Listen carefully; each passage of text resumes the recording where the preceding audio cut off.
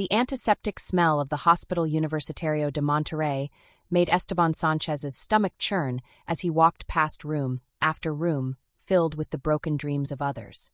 The fluorescent lights buzzed overhead like angry insects, casting harsh shadows that made everything look pale and lifeless. His boots, still caked with dried mud from yesterday's work at the construction site, squeaked against the polished linoleum floor with each step. Every sound seemed amplified in the sterile corridor. The distant beeping of machines, hushed conversations between nurses, the occasional cry of pain from behind closed doors. 6 months ago, he never imagined he'd be here. Not as a visitor, but as someone desperately trying to understand how his life had spiraled so completely out of control. The pain in his right shoulder had started as a dull ache during the rainy season, when the humidity made old injuries flare up like embers touched by wind. Now it was a constant companion, a grinding, burning sensation that made even simple tasks like lifting a bag of cement or reaching for tools on a high shelf an exercise in gritted-teeth endurance. Maria sat in the waiting room, her dark hair pulled back in the same practical ponytail she'd worn to work at the textile factory for the past 15 years. The financial documents spread across her lap told the story of their slow-motion catastrophe. Medical bills printed on crisp white paper that might as well have been death certificates, mortgage statements with numbers highlighted in red ink, late payment notices from the electric company and the bank and the credit card companies that had once seemed eager to help them achieve their dreams. When she looked up and saw him approaching, her expression shifted through a dozen emotions in the space of a heartbeat. Exhaustion giving way to hope, hope immediately tempered by the kind of wariness that comes from too many disappointments, too many promises that circumstances had forced them to break. The lines around her eyes had deepened over the past year, and her hands, once soft despite her factory work, now bore the calluses and small scars that came from taking on extra shifts, weekend cleaning jobs, anything that might bring in a few more pesos to hold back the tide of debt threatening to sweep away everything they'd built together. "The doctor wants to see you," she said quietly, her voice carrying the weight of sleepless nights and unanswered prayers. "About your shoulder surgery. They need to schedule it soon or—" She let the sentence hang in the air between them, both of them understanding the implications without needing to hear them spoken aloud. Or he'd never be able to work properly again. Or the constant pain would worsen until even basic movements became impossible. Or they'd lose the house his grandfather had built with his own hands back in 1952, when Monterrey was still small enough that a man could know his neighbors and the mountains seemed closer than they did now. Or their daughter Isabella would have to drop out of Universidad Autónoma de Nuevo León, just 6 months short of her engineering degree. The same way he had dropped out of preparatoria 30 years ago to support his own family when his father's rodeo career ended with a bull's hoof crushing his pelvis. Esteban settled into the plastic chair beside his wife, feeling every one of his 45 years in his bones. The chair was designed for efficiency rather than comfort, its hard edges and unforgiving surface a perfect metaphor for the choices that had brought them to this sterile place. Through the window, he could see the mountains that surrounded Monterrey like ancient guardians, the same peaks his ancestors had gazed upon while building their legacy as charros, horsemen whose skill and courage had become the stuff of local legend, stories told and retold in cantinas and at family gatherings until truth and myth became indistinguishable. His great-grandfather, Domingo Sánchez, had been one of the first to compete in the formal charretas that brought tourists from Mexico City and beyond, eager to witness the spectacle of men testing themselves against animals that could kill them with casual indifference. Domingo had been famous throughout Nuevo León for his ability to ride bulls that other men wouldn't even approach, earning enough prize money to buy land and build the house where Esteban had been born, where he'd learned to walk and ride and understand that courage was both a gift and a curse, something that could elevate a family or destroy it depending on how wisely it was used. His father, Miguel, had won the state championship 3 times before a bull named Venganza ended his career with a kick that shattered his hip and left him walking with a cane for the rest of his life. Esteban could still remember sitting by his father's hospital bed, listening to the older man rage against his fate, cursing the sport that had given him everything and then taken it all away in the space of 8 violent seconds. "The bulls don't care about your dreams, Mijo," Miguel had said, his voice hoarse from pain medication and bitter disappointment. "They don't care about your family or your bills or how badly you need the prize money. They just want to hurt you, and if you give them the chance, they will." "There's another option," Esteban said now, his voice barely above a whisper. Maria's head snapped up, her eyes searching his face with the intensity of someone who'd learned to read the subtle signs of her husband's desperation. The telltale tightening around his eyes that meant he was about to suggest something that would terrify her. "What kind of option?" she asked, though her tone suggested she already suspected the answer wouldn't be anything she wanted to hear. Esteban pulled out a crumpled flyer from his jacket pocket, the paper soft from being folded and unfolded dozens of times over the past week. The bold red letters announced the upcoming Festival de la Churreria, featuring Mexico's most dangerous bulls, and a prize purse that could solve all their problems with the brutal efficiency of a mathematical equation. The graphics showed riders frozen in midair, their bodies twisted into impossible positions as massive animals tried to separate them from consciousness and possibly life itself. At the bottom of the flyer, circled in black ink with the kind of emphasis that suggested obsession rather than casual interest, was the name that made seasoned riders cross themselves when they heard it spoken aloud: Diablo. Maria's face went pale as she read the details, her eyes moving across the page with the horrified fascination of someone watching a car accident unfold in slow motion. 20,000 pesos for anyone who could stay mounted for 8 seconds on the bull that had injured 12 riders in the past year alone. 12 men who had gone into the arena with confidence and dreams and emerged broken, their careers ended, their futures rewritten by 8 seconds of violence that no amount of skill or courage could completely control. No one had lasted more than 4 seconds on Diablo's back. Most didn't last 2. The bull had a reputation that extended far beyond Monterrey, far beyond Nuevo Leon, reaching into the legendary realm where only the most dangerous animals earned names that riders whispered like prayers or curses. He was 2,000 pounds of muscle and malevolence, bred for aggression and raised in isolation, fed on a diet of high-protein grain and barely contained rage that made him more force of nature than animal. "Esteban, no." Her voice trembled with the kind of fear that comes from loving someone who's always chosen danger over safety, someone whose idea of problem-solving involves walking deliberately toward the thing that could destroy him. "You haven't competed in 3 years. Your shoulder is barely holding together as it is. This isn't courage, it's suicide." He took her hands in his, feeling the calluses from her night shift job at the textile factory. The wedding ring that had grown loose as stress melted away her appetite and left her 20 pounds lighter than when they'd married 24 years ago. Her fingers were cold despite the hospital's overwhelming heating system, and he could feel the tremor in them that she tried so hard to hide, the physical manifestation of anxiety that had become her constant companion over the past year. "Look at these bills, mi amor. Look at what we owe." He gestured toward the papers scattered across her lap, each one representing another piece of their lives being claimed by creditors, another dream deferred or abandoned entirely. "Isabella's tuition is due next month, and the bank—" He couldn't finish the sentence because they both knew the bank had already sent the final notice, the one printed on official letterhead that explained in coldly professional language exactly what would happen if they failed to make their mortgage payment within 30 days. The fluorescent lights hummed overhead, casting a harsh glow that made everything look surreal, like a bad dream they couldn't wake up from no matter how much they wanted to open their eyes and find themselves back in their own bed, in their own house, dealing with normal problems like a leaky faucet or a car that needed new tires. In the distance, a television played a telenovela where beautiful people solved their problems with dramatic declarations and perfectly timed revelations, where love conquered all and justice always prevailed, and no one ever had to choose between their family's future and their own physical safety. Real life, Esteban had learned through bitter experience, was messier, more brutal, and far less forgiving than anything screenwriters could imagine. "There has to be another way," Maria insisted, but even as she spoke, they both knew she was grasping at shadows. Esteban had been a skilled ranch hand before his injury, strong enough to wrestle steers and patient enough to train horses, and smart enough to fix equipment when it broke down in the middle of nowhere. But now he could barely lift his right arm above his shoulder without shooting pain that made his vision blur, and the younger men had taken over the heavy work, leaving him with odd jobs that paid barely enough to keep them afloat. The construction work he'd found after leaving the ranch was temporary at best, dependent on contractors who paid cash under the table and disappeared when projects ended or when immigration raids made them nervous about keeping workers whose documentation wasn't perfect. It was honest work, but it was killing him slowly, each day adding to the damage in his shoulder and back until even sleep became a negotiation with pain.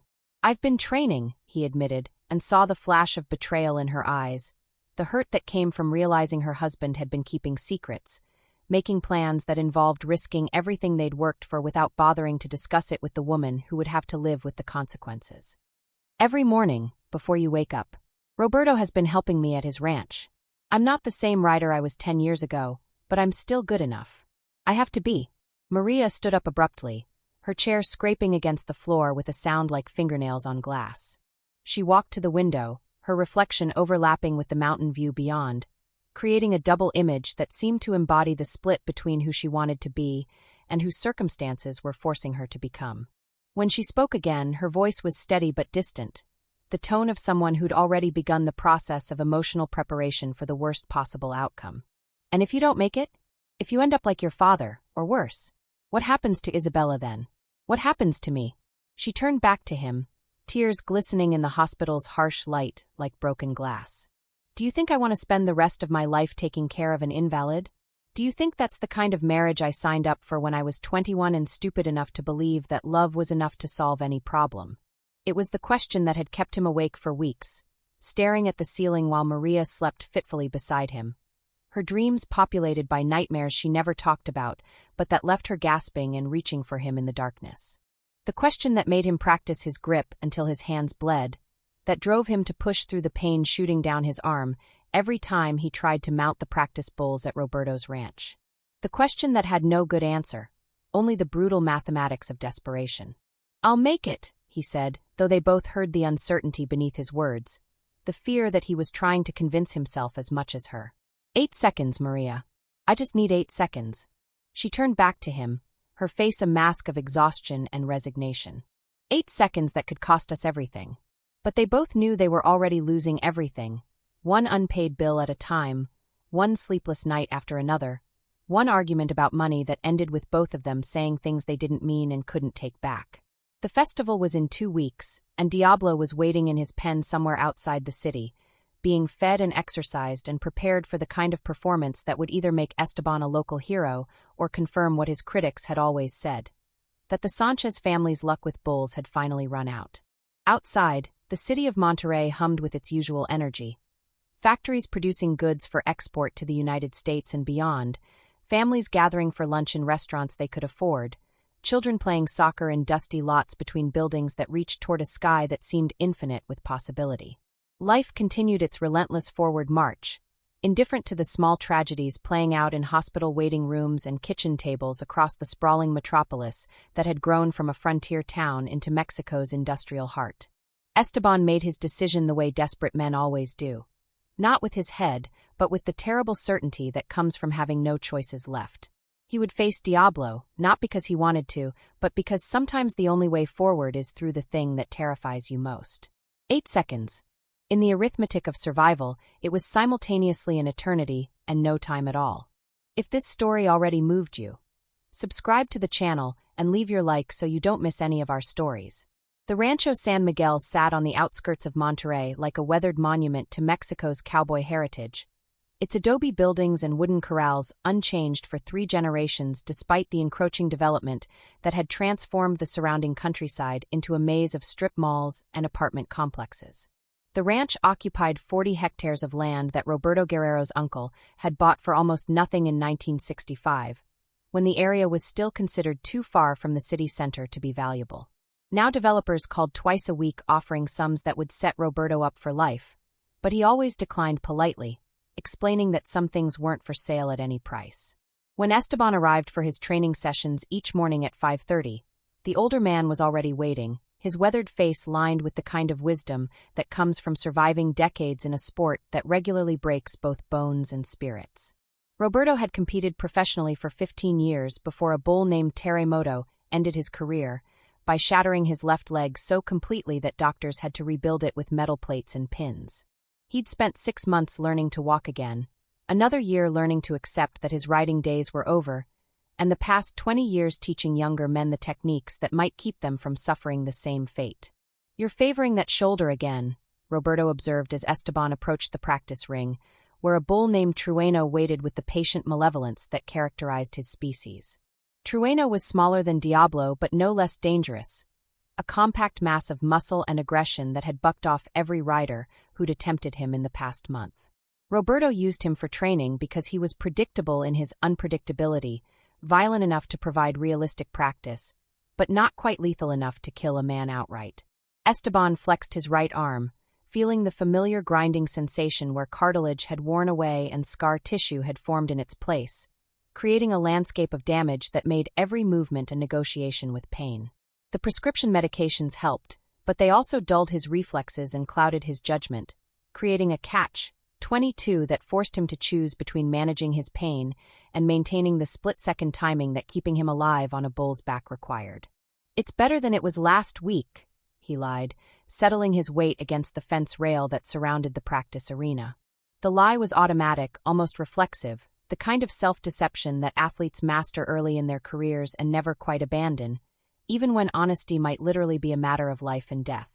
Roberto's laugh was dry as desert wind, carrying no humor but plenty of understanding. "I've been doing this for 40 years, Mijo. I can spot a man lying to himself from across the state." He gestured toward Trueno, whose massive frame shifted restlessly in the morning heat, tail swishing at flies that seemed to exist primarily to irritate him into an even fouler mood. "That bull weighs 800 kilos and can generate enough force to snap your spine like a twig. Respect starts with honesty, especially honesty about your own limitations." The training that followed was methodical and brutal, a systematic breaking down and rebuilding of techniques that Esteban had learned as a teenager but hadn't used in anger for 3 years. Roberto had him practice his grip for 20 minutes at a time, wrapping the bull rope around his hand with the precise technique that could mean the difference between staying mounted and being flung into the dust hard enough to rearrange his internal organs. Every movement had to become instinctive because once the gate opened, there would be no time for conscious thought, only the animal rhythm of survival that separated the living from the dead. The rope itself was a simple thing, braided hemp treated with rosin to improve grip, wrapped around the bull's chest just behind his front legs and secured with a bell that served both practical and ceremonial purposes. The practical function was to add weight that would annoy the bull into bucking harder. The ceremonial function was to announce to everyone within hearing distance that a rider was about to test himself against an animal that didn't care about human ambitions or financial problems or the medical bills that had driven him to this moment. "Tell me about your first ride," Roberto said during a water break, settling onto a wooden crate that groaned under his weight. It was a ritual they'd developed over the past month. These conversations that helped focus Esteban's mind on something other than the growing stack of bills at home, the worried looks Maria tried to hide, the way Isabella had started talking about dropping out of school, as if it were inevitable rather than the unthinkable catastrophe Esteban was risking everything to prevent. Esteban closed his eyes, letting the memory surface like bubbles in deep water. 15 years old, at the festival in Guadalupe. Bull named Rio Negro. "My father didn't want me to compete, said I was too small, too young. But I snuck my name onto the list anyway, forged his signature on the permission form." The details came back with startling clarity. The smell of dust and horse sweat, the sound of the crowd, the way his hands had shaken as he settled onto Rio Negro's back for the first time. "How long did you last?" 6 seconds. Felt like an hour. The ghost of a smile crossed Esteban's face, the first genuine expression of happiness Roberto had seen from him in weeks. "When I hit the ground, my father was the first one over the fence, screaming at me for being an idiot, for risking my neck, for embarrassing him in front of the whole town. But I saw something in his eyes I'd never seen before. Pride, maybe, or fear that I might actually be good at this." Roberto nodded slowly, understanding more than Esteban had actually said. "Fear and pride. That's what this sport is made of. The trick is knowing which one is driving you at any given moment." He gestured toward the ring, where Trueno had settled into the shade of an old mesquite tree, his sides heaving as he recovered from the morning's exertions. "What's driving you now?" It was a question Esteban had been avoiding, but here in the honest heat of the afternoon, with sweat stinging his eyes and his shoulder throbbing like a second heartbeat, the answer came without filters or self-deception. "Terror," he admitted, the word hanging in the air between them like smoke. "Pure bone-deep terror. Of failing, of getting hurt, of not being enough to save my family. Of being the first Sánchez to lose everything his ancestors worked for." "Good," Roberto said, surprising him. "Fear keeps you alive in there. It's the riders who think they're invincible that end up in wheelchairs or worse." He stood up, his joints popping like firecrackers in the silence. "But fear without purpose is just panic. You need to find something bigger than your terror, something worth 8 seconds of hell. That evening, Esteban returned home to find Isabella at the kitchen table, her university textbooks spread around her like a fortress of knowledge that might somehow protect her from the chaos threatening to engulf their family. At 21, she had her mother's dark eyes and her father's stubborn determination, though she'd channeled hers into engineering studies rather than livestock management. She was 3 courses away from graduation, 3 courses away from becoming the first person in the Sánchez family to earn a university degree, 3 courses away from having choices that previous generations could never have imagined. She looked up when he entered, and he saw the worry lines that had appeared around her eyes over the past few months, premature aging that made her look older than her years, and reminded him painfully of what stress could do to a person's face. How fear could carve itself into someone's features until it became a permanent part of their expression. "Mama told me about the festival," she said without preamble.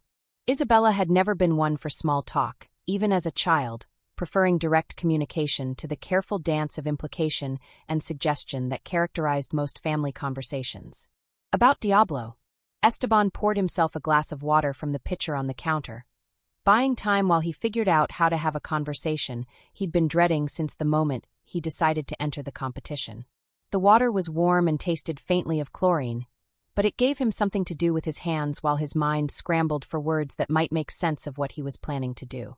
"Your mother worries too much," he said finally, knowing even as he spoke that it was a weak response, the kind of thing men said when they couldn't justify their actions through logic and had to fall back on generic dismissal of women's concerns.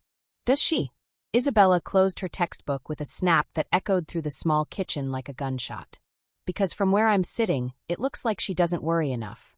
Papa, I can drop out of school. Take a job. We can figure something else out." The suggestion hit him like a physical blow, driving the air from his lungs and making him grip the edge of the counter for support. Everything he and Maria had worked for, every sacrifice they'd made, every extra shift and skipped meal and postponed vacation had been building toward this moment. Their daughter becoming the first in the family to earn a university degree, to have choices they'd never had, to break the cycle of manual labor and economic uncertainty that had defined the Sánchez family for generations. The idea of her abandoning that dream because of his failures made him feel like he was drowning in his own inadequacy, suffocating under the weight of promises he might not be able to keep and responsibilities he might not be strong enough to bear. "No," he said, his voice sharper than he'd intended, carrying an edge of desperation that made Isabella's eyes widen with concern. "Absolutely not. You're 6 months away from graduating. 6 months from having a career, a future that doesn't depend on whether the bulls are feeling cooperative." Isabella stood up, her chair scraping against the tile floor. She was tall for a Mexican woman, nearly matching his height, and when she faced him directly across the small kitchen, he could see the fire that had driven her through 4 years of engineering courses despite coming from a family where most women were expected to marry young and have children rather than pursue careers that might take them away from traditional roles. "And what about your future?" she demanded, her voice rising with emotion she'd been keeping carefully controlled for months. "What happens when Diablo breaks every bone in your body? What happens to Mama when she has to take care of an invalid instead of a husband?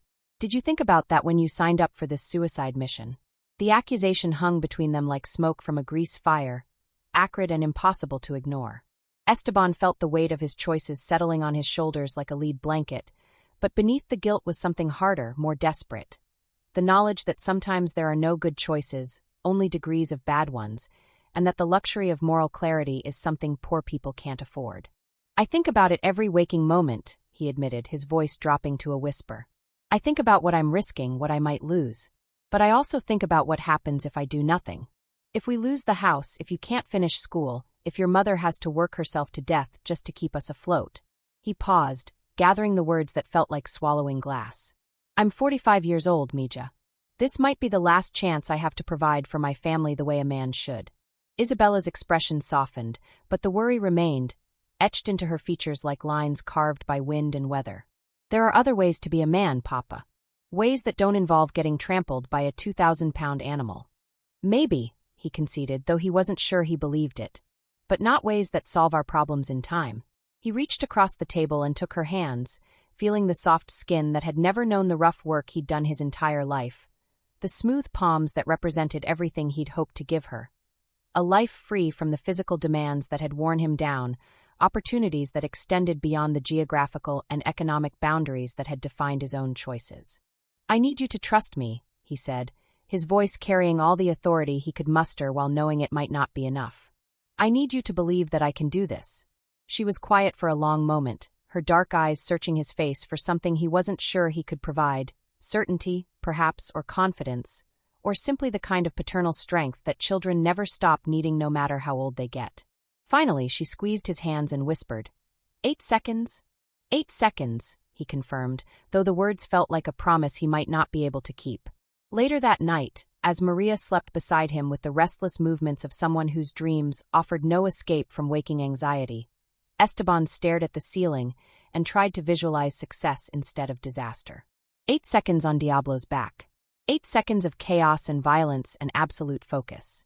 8 seconds that would either save his family or destroy everything they'd built together over the course of 24 years of marriage, parenthood, and the kind of gradual accumulation of hope and responsibility that defined most people's lives. Outside, the city of Monterrey settled into its nighttime rhythm. Millions of people dealing with their own problems, chasing their own dreams, facing their own impossible choices. Factory workers finishing late shifts, security guards beginning long nights of vigilance, taxi drivers navigating streets that looked different in the darkness but led to the same destinations. Tomorrow he would train again, and the day after that, until the festival arrived and all the preparation in the world would come down to a single moment of truth. 8 seconds. In the darkness, it seemed like both an eternity and no time at all. The morning of the Festival de la Chirrería dawned clear and merciless, with the kind of scorching heat that made the air shimmer like water above the asphalt and turned the inside of parked cars into ovens capable of baking bread. Esteban woke before his alarm, his stomach churning with a mixture of anxiety and determination that had become as familiar as his own heartbeat over the past 2 weeks. The digital clock beside the bed read 4:47 a.m., its red numerals glowing in the pre-dawn darkness like the eyes of some electronic predator, keeping watch over his final hours of uncertainty. Beside him, Maria pretended to sleep, but he could tell from her breathing that she'd been awake for hours, probably staring at the ceiling and imagining every terrible outcome that might unfold before the day was over. Her body was rigid with tension, every muscle held in careful control, as if relaxing might somehow jinx his chances, or invite the kind of catastrophic thinking that had kept her pacing the kitchen floor until well past midnight. He slipped out of bed without waking her, though they both knew she was aware of every movement. In the bathroom, he went through his morning routine with the mechanical precision of a soldier preparing for battle. Shower, shave, the careful application of athletic tape to his shoulder and ribs that might provide minimal protection against the kind of forces Diablo was capable of generating. The face in the mirror looked older than he felt, lined with worry and marked by the accumulated stress of months spent walking the tightrope between hope and despair. The drive to the arena took him through neighborhoods that told the story of Monterrey's transformation from frontier town to industrial powerhouse. Past the colonial architecture of the city center, where his grandparents had sold vegetables from a cart and his great-grandfather had first learned to ride bulls in illegal competitions held in abandoned lots after midnight. Through the middle-class suburbs where families like his own struggled to maintain their grip on prosperity, working multiple jobs and stretching every peso until it screamed for mercy. Past the luxury developments where executives and entrepreneurs lived in climate-controlled comfort, insulated from the kind of desperation that drove men to risk their lives for prize money. The arena was located on the eastern edge of Monterrey, a sprawling complex of concrete and steel that hosted everything from rodeos to rock concerts throughout the year. The parking lot was already half full of pickup trucks and horse trailers, their owners gathering in small groups to discuss the day's events with the casual expertise of men who'd spent their lives around dangerous animals. The air was thick with the smell of diesel exhaust, coffee, and the particular combination of leather, hay, and animal musk that characterized any gathering of serious horsemen. Roberto was waiting near the competitor entrance, his weathered face grave as he watched Esteban approach. The older man's expression contained multitudes, pride in his student's dedication, fear for his safety, and the particular kind of resigned acceptance that comes from understanding that some decisions can't be unmade, some paths can't be abandoned once you've started walking them. "How's the shoulder?" he asked without preamble, his trained eye already cataloging the subtle signs of pain and stiffness that Esteban tried to hide. After 40 years in the sport, Roberto could read a rider's physical condition like a doctor interpreting X-rays, seeing the damage that might not be obvious to casual observers but could mean the difference between success and catastrophe. "Good enough," Esteban replied, rolling his right arm in a slow circle that produced only a minor grinding sensation. The pain medication was working, dulling the worst of the discomfort while hopefully not compromising his reflexes too severely. It was a delicate balance. Too little medication, and the pain would be distracting. Too much, and his reaction time would suffer. Better than yesterday. Roberto nodded, but his expression remained troubled. "I talked to some of the other trainers this morning. Diablo's been restless all week. Broke a gate during transport, injured one of the handlers during feeding time. That bull is looking for a fight today." They made their way through the competitor area, past riders stretching and taping joints, and going through the pre-competition rituals that helped calm nerves and focus minds. Esteban recognized several faces from previous festivals. Young men with more courage than sense, their eyes bright with the kind of confidence that hadn't yet been tempered by experience. Veterans whose bodies bore the accumulated damage of decades in the ring, moving with the careful precision of people who understood exactly what they were risking. Weekend warriors hoping to prove something to themselves or their families, driven by motivations that had more to do with psychology than economics. The air buzzed with conversation in Spanish and English, riders sharing war stories and comparing techniques, trainers offering last-minute advice to competitors who probably weren't listening anymore. The atmosphere was simultaneously festive and funeral, celebrating the courage required to face animals that could kill without effort while acknowledging that not everyone who entered the arena would leave it intact. The registration table was staffed by an elderly woman whose clipboard held the names of everyone foolish enough to challenge Diablo that afternoon. Her weathered hands moved with the efficiency of someone who'd been processing competition entries for decades, though her eyes held the particular sadness that comes from watching too many young men make decisions that would haunt them for the rest of their lives, however long those lives might turn out to be. When she saw Esteban's name, her eyebrows rose in surprise. "Sanchez? I remember you from the competitions in the 90s. Thought you'd retired after that shoulder injury in Guadalajara. Taking one more ride," he said, signing the waiver that absolved the festival organizers of responsibility for whatever damage Diablo might inflict. The legal language was dense and comprehensive, covering everything from paralysis to death with the kind of bureaucratic thoroughness that made violence seem mundane, routine, just another business transaction requiring proper documentation. The form asked for next of kin, emergency contact information, blood type, and whether he'd made arrangements for medical power of attorney. Esteban filled out each line with the methodical care of someone who understood he might not be conscious to make his own decisions by evening, though he tried not to think too deeply about the implications of what he was signing. Maria and Isabella arrived as he was finishing the medical forms, their faces drawn with the peculiar tension that comes from watching someone you love walk deliberately toward danger. Maria carried a small cooler filled with sandwiches and cold drinks, as if maintaining normal routines could somehow make the day feel less apocalyptic. Isabella wore her university sweatshirt despite the heat, a reminder of what they were all fighting for, what made the risk worthwhile. "The doctor called this morning," Maria said quietly, settling beside him on the metal bleachers that overlooked the practice ring. "About your shoulder surgery. He wants to schedule it for next week, whether we can pay for it or not. Says waiting any longer could cause permanent nerve damage." Esteban nodded absently, his attention focused on the warm-up riders testing their skills against smaller, less aggressive bulls. Even these practice animals were formidable, 800 pounds of muscle and fury that could crush a man without effort. Diablo weighed nearly twice as much and had the temperament of a tornado, plus the intelligence that made him truly dangerous. This wasn't just a dumb animal reacting to stimuli, but a predator that understood the game and seemed to enjoy it. "Papa," Isabella said, her voice carrying the particular urgency of someone who's been rehearsing a speech for hours. "I've been thinking about what you said, about providing for your family. You've already done that. You worked 3 jobs to put me through school. You've never missed a day when I needed you. She paused, struggling with emotions that threatened to overwhelm her carefully prepared words. "You don't have anything left to prove." He turned to look at his daughter, Seeing the woman she'd become superimposed over memories of the little girl who used to beg him to tell stories about his competition days.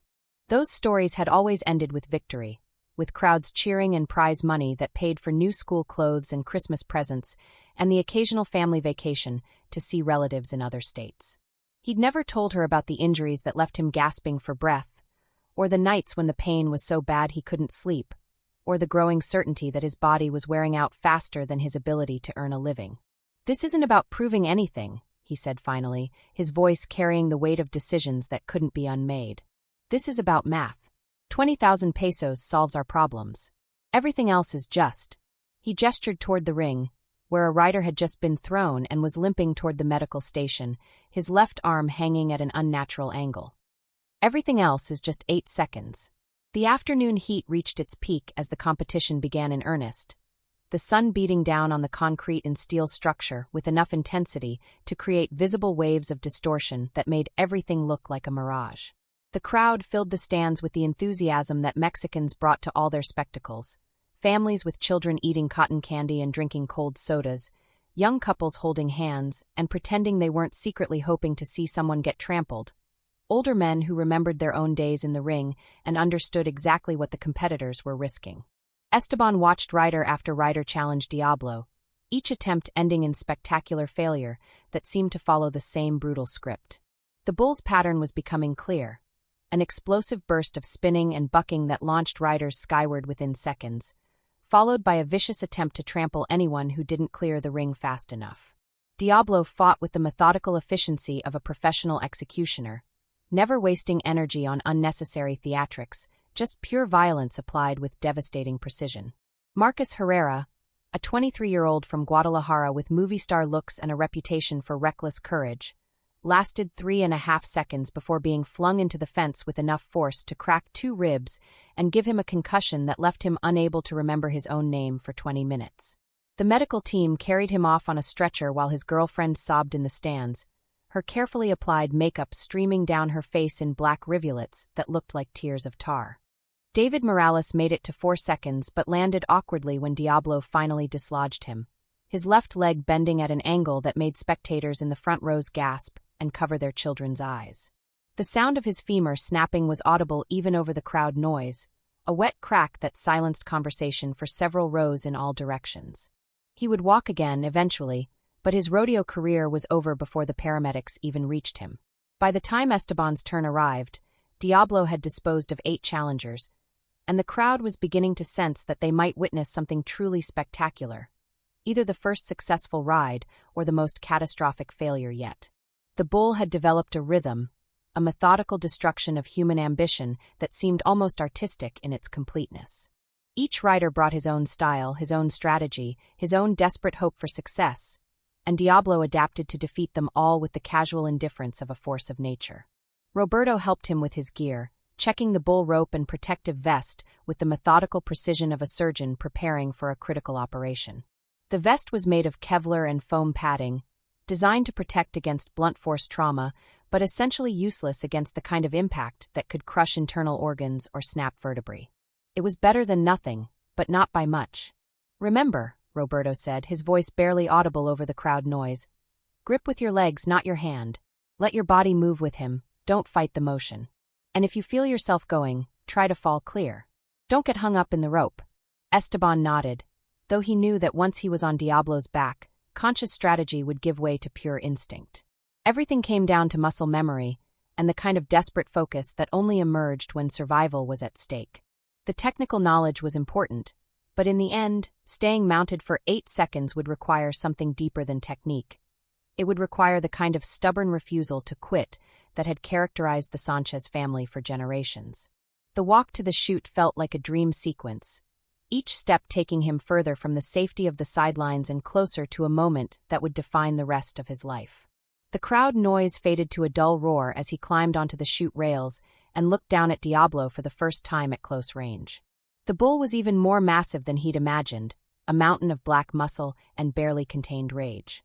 Scars crisscrossed his hide where previous riders had managed to rake him with their spurs, creating a topography of violence that told the story of every contest he'd won. His eyes held the kind of intelligence that made him truly dangerous, This wasn't just a dumb animal reacting to stimuli, but a predator that understood the game and enjoyed it. Diablo's reputation extended far beyond the arena, reaching into the realm of legend, where only the most dangerous animals earned names that riders whispered like prayers or curses. He had been bred for aggression and raised in isolation, fed on a diet of high-protein grain and barely contained fury that made him more force of nature than livestock. The handlers who fed him wore protective gear and carried electric prods, treating him with the kind of respect usually reserved for natural disasters or armed explosives. Esteban lowered himself onto Diablo's back, feeling the immense power coiled beneath him like a tectonic fault line waiting to rupture. The bull's hide was warm despite the air conditioning in the chute area, and he could feel the massive heart beating like a drum against his legs. The bull rope felt both too tight and too loose in his grip, though he knew Roberto had adjusted it perfectly according to specifications that had been refined through decades of trial and error. His shoulder throbbed with a pain that seemed to sync with his heartbeat, but there was no turning back now. The crowd had paid to see someone attempt the impossible, and he was the only one left willing to try. Through the chute rails, he could see Maria and Isabella in the stands, their faces pale with terror and hope in equal measure. 20,000 pesos. 8 seconds. The math was simple, even if everything else had become impossibly complex. "Ready?" asked the chute operator, his hand hovering over the gate release. The man had worked rodeos for 30 years and had seen every possible variation of human courage and stupidity, but even he looked nervous about what was about to happen. Esteban took a deep breath, settled his weight, and gave a single nod. The gate swung open, and Diablo exploded into the arena like a force of nature unleashed, carrying with him all the hopes and fears and desperate calculations that had brought them to this moment. The first second lasted forever and no time at all, a temporal paradox that seemed to bend the laws of physics as Diablo launched himself from the chute with the explosive power of a rocket leaving its launch pad.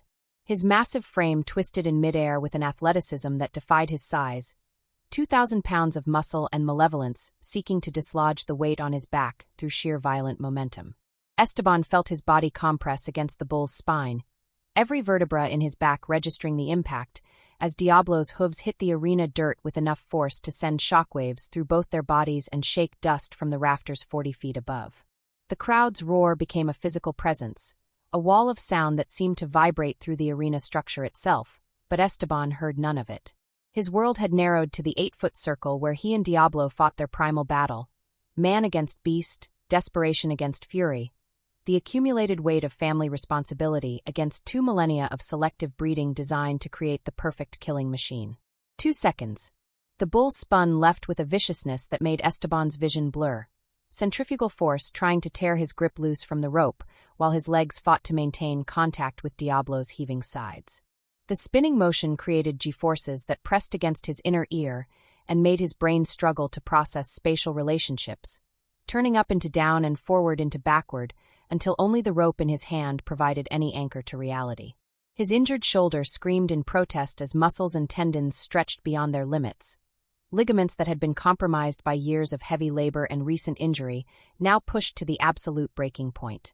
The pain was beyond description, beyond the vocabulary of normal human experience, a symphony of agony that started in his shoulder and radiated down his arm and into his chest until he wondered if this was what heart attacks felt like. But somehow his hand held its grip, fingers locked around the rope with the desperate strength of a drowning man clinging to driftwood in a hurricane. The months of training with Roberto had conditioned his muscles to maintain their hold even when his conscious mind wanted to let go, even when every nerve ending was screaming for relief from the punishment his body was absorbing. 3 seconds felt like a small victory, but Diablo was just getting started. The bull's strategy was becoming clear. He would use his superior size and strength to batter his rider into submission through pure physical punishment, wearing him down with successive waves of violence until exhaustion and pain made it impossible to maintain the grip and balance required to stay mounted. The next move was a series of rapid-fire bucks that launched them both skyward, Esteban's body following the violent rhythm while his free arm windmilled for balance. Each buck generated enough upward force to lift his entire body weight off the bull's back, gravity providing the only connection between rider and animal for fractions of seconds that felt like hours of freefall. In the stands, Maria covered her eyes, unable to watch but unable to look away, torn between the terror of seeing her husband destroyed and the desperate hope that he might somehow survive long enough to solve their problems. Isabella gripped the metal rail so tightly her knuckles went white, her engineering mind automatically calculating angles and forces and trajectories, while her heart simply prayed to whatever gods might be listening that her father would last long enough to collect the prize money that would save their family. For seconds, Diablo changed tactics with the intelligence that made him truly dangerous, dropping his massive head between his front legs and kicking his rear hooves toward the sky in a move designed to catapult riders over his head and into the dirt with enough force to shatter bones and rearrange internal organs. The maneuver required perfect timing and coordination, using the bull's own body as a lever to generate momentum that no amount of human strength could resist. Esteban felt his body sliding forward, gravity and momentum combining to pull him toward disaster with the inexorable force of a landslide. The sensation was like being sucked into a whirlpool, every instinct screaming at him to let go and try to fall clear before Diablo could complete the move that would send him flying through the air like a rag doll launched from a catapult. But years of muscle memory kicked in, unconscious reflexes trained through thousands of hours of practice taking over when conscious thought became impossible. He managed to shift his weight back, using his legs to anchor himself against the bull's surging power, redistributing his mass in a way that counteracted Diablo's attempt to dislodge him. It was a move that required split-second timing and perfect body awareness, the kind of athletic feat that separated professional riders from amateurs who thought courage alone was enough to succeed. 5 seconds was the longest anyone had stayed mounted on Diablo in over a year, and the crowd began to sense they might be witnessing something historic. The roar of voices created a wall of sound that seemed to vibrate through the arena structure itself. Thousands of people united in their appreciation for what was unfolding before their eyes, a display of human courage and determination that transcended the simple entertainment value of watching someone risk their life for money. Roberto watched from the fence rail, his experienced eye tracking every movement, every shift in momentum between rider and bull. He could see Esteban's shoulder beginning to fail, the right arm losing its ability to provide stability and balance as damaged ligaments and worn cartilage reached the limits of what they could endure. The older man found himself holding his breath, silently counting down the seconds while calculating the odds that his student would survive long enough to collect the prize money. "Come on, Mijo," he whispered under his breath, his voice lost in the crowd noise but carrying all the hope and fear that a lifetime in the sport had taught him to manage. 3 more seconds. Just 3 more. 6 seconds arrived with Diablo's most vicious move yet. A spinning leap that seemed to defy the laws of physics, his 2,000-pound frame rotating like a tornado while bucking with enough force to shatter bones. The bull's hooves left the ground entirely, all 4 legs airborne as he twisted his massive body through space with the grace of a dancer and the violence of a natural disaster. Esteban felt his grip beginning to slip, the rope burning through his palm as his damaged shoulder finally started to give way.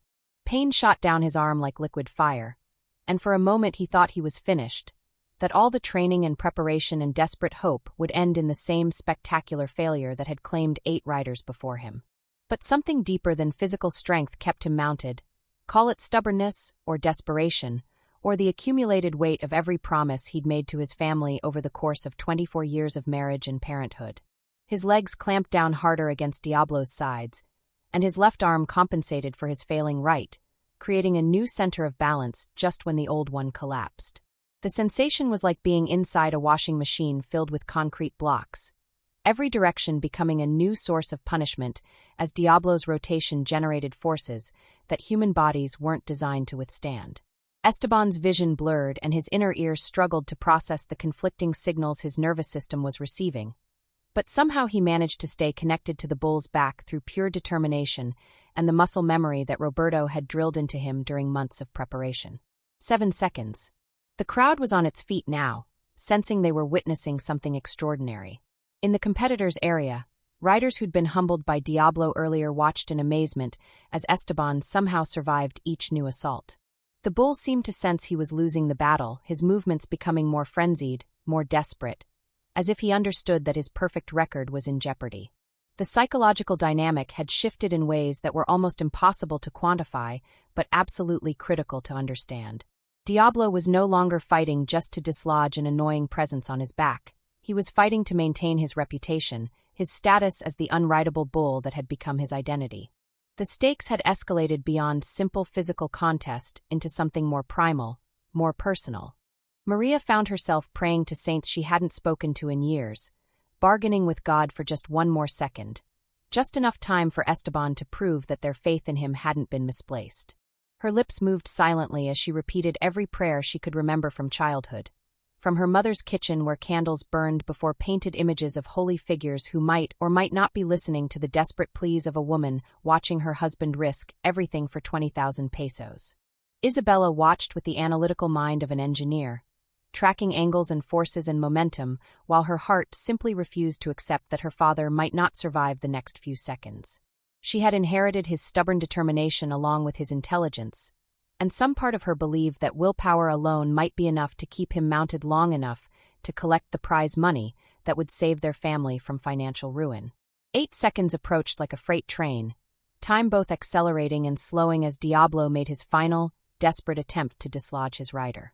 The bull gathered himself for one last explosion of power, a spinning, bucking, leaping combination that would have destroyed most riders within the first rotation. His massive frame coiled like a spring before releasing all that stored energy in a display of raw power that made the arena floor shake and sent vibrations through the concrete structure that spectators could feel in their bones. But Esteban was no longer just a man on a bull's back. He had become something else, something forged in the crucible of necessity and tempered by decades of hard work and harder choices. His body moved with Diablo's rhythm as if they were dance partners rather than mortal enemies, finding balance in chaos, stability in violence, grace in the midst of destruction. The transformation was visible to anyone who understood what they were watching. This wasn't just about staying mounted anymore, but about achieving a kind of harmony with forces that could kill him without effort. For 8 seconds, man and bull became a single entity, their movements synchronized in a way that transcended the simple mechanics of rope and grip and stubborn determination. The buzzer sounded just as Diablo's latest assault reached its peak, 8 seconds of hell finally over, the electronic tone cutting through the crowd noise like a knife. But the bull wasn't finished. As Esteban tried to dismount and get clear, his legs weak from the sustained punishment and his right arm barely functional, Diablo twisted with lightning speed, his massive head swinging around like a wrecking ball guided by malicious intelligence. The impact caught Esteban in the ribs just as he was leaving the bull's back, sending him tumbling through the air in a trajectory that looked almost balletic until he hit the arena dirt with the sickening sound of bone meeting earth at high velocity. The crowd's cheers turned to gasps of horror as he lay motionless in the dust, his body twisted at angles that suggested serious injury. His ribs had absorbed the full force of Diablo's head, creating a percussion that drove the air from his lungs and sent shockwaves through his entire torso. The sensation was like being hit by a truck, if trucks weighed 2,000 pounds and were motivated by pure malevolence. 3 ribs cracked on impact, and the 4th broke cleanly, sending a splinter of bone into tissue that would require surgery to repair. Diablo, still furious at being ridden successfully for the first time in over a year, charged toward the fallen rider with the clear intention of finishing what he'd started. His eyes held the kind of intelligence that made him truly dangerous. This wasn't just animal aggression but calculated revenge, a deliberate attempt to punish the human who had dared to stay mounted for 8 seconds and shatter his perfect record. The pickup riders, mounted cowboys whose job was to protect fallen competitors, spurred their horses into action, creating a barrier between Diablo and his intended victim. For a moment it looked like the bull might charge through them anyway, his massive frame gathering momentum like a freight train that had lost its brakes. But the arena crew managed to funnel him toward the exit gate with a combination of skill, courage, and luck that prevented what could have been a fatal trampling. Diablo disappeared into the darkness of the holding pens, still bellowing his fury at the world, his hooves striking sparks from the concrete as he fought against the reality that someone had finally managed to stay on his back for the full 8 seconds. His perfect record was broken, his reputation as the unrideable bull now history, though he remained as dangerous as ever. Medical personnel rushed onto the dirt as soon as Diablo was clear, their trained movements precise and efficient as they assessed Esteban's condition. EMTs who had seen every possible variation of rodeo injury worked with calm professionalism to stabilize his spine and check for internal bleeding, their hands gentle despite the urgency of the situation. Maria and Isabella fought their way down from the stands, security guards trying to hold them back until Roberto vouched for them, his voice carrying the authority of someone who'd seen too many rides end badly and understood that family had certain rights that superseded arena regulations. They reached the fence just as the paramedics were preparing to move Esteban onto a backboard, their faces pale with the particular terror that comes from watching someone you love hover between consciousness and something darker.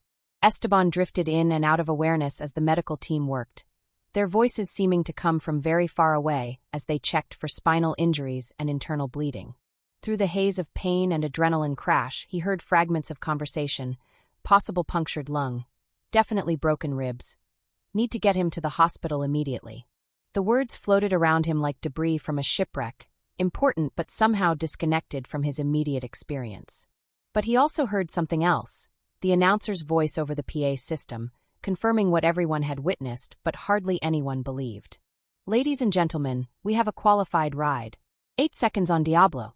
Esteban Sánchez has just accomplished what many thought was impossible. The words hit him harder than Diablo's head had, creating a surge of emotion that threatened to overwhelm the pain medication the paramedics had administered. 20,000 pesos. 8 seconds. The math that had seemed so simple in theory had proven devastating in practice, but the numbers worked out exactly as planned. His family was saved, his daughter could finish her degree, and the house his grandfather had built would remain in the Sánchez family for another generation.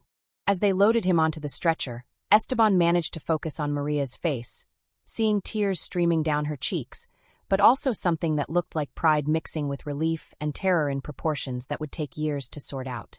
"Did I?" he whispered, his voice barely audible over the crowd noise that continued to wash over the arena like ocean waves.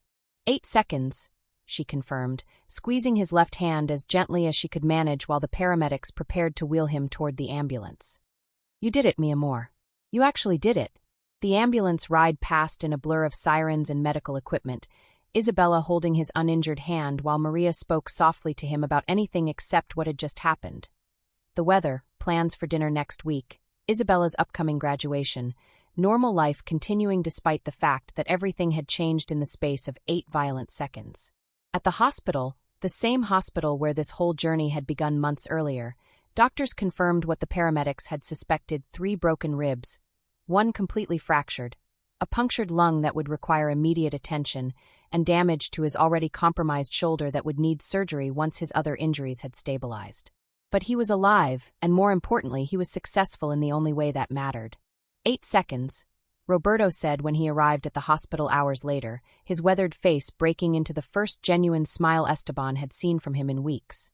"You crazy bastard, you actually pulled it off. Diablo's never going to live this down." Recovery would take months, and Esteban knew his days of competing were over forever. His shoulder would never be the same despite the surgery that the prize money would easily cover, and his ribs would ache every time the weather changed for the rest of his life. But as he lay in the hospital bed watching his wife and daughter argue over what kind of flowers to bring him tomorrow, he felt something he hadn't experienced in years. The simple satisfaction of a job well done, a promise kept, a family provided for through courage and determination, and the kind of stubborn refusal to quit that had characterized the Sánchez family for generations. Outside, the city of Monterrey continued its endless rhythm, full of people facing their own impossible choices, their own 8-second challenges. Factory workers finishing late shifts wondered if they'd have jobs next month. Taxi drivers calculated gas costs against fair revenues. Families gathered around kitchen tables to discuss bills and dreams, and the arithmetic of survival that defined so many lives in the sprawling metropolis. But for one man, one family, one moment of courage in an arena full of dust and dreams, and the kind of violence that could destroy lives or transform them, the math had finally worked out in their favor. Isabella would graduate in 6 months with her engineering degree. Maria could quit her night shift at the textile factory, and the house that Domingo Sánchez had built with his own hands in 1952 would remain in the family. 8 seconds. It had been enough. If this story already moved you, subscribe to the channel and leave your like so you don't miss any of our stories.